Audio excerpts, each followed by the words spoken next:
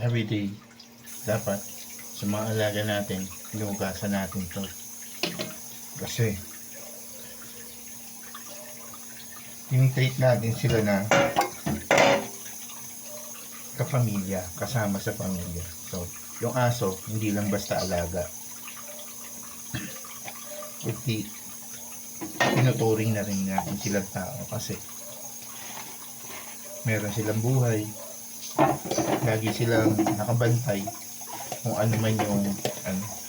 Kailangan sa tao ba pagka ang plato mo hindi mo inugasan, kakain ka pa rin ba? Sulo sa plato na yun, hindi na. Kaya mga kaibigan, mga kalolo, dapat lagi nating hugasan.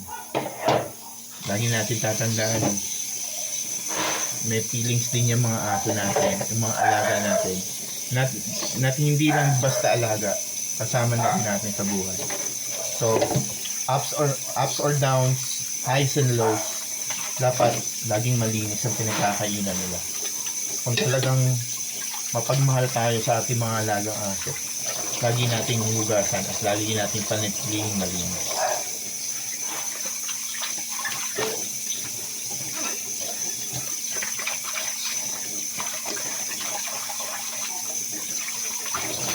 Ayan, linis na mga kapatid. Right.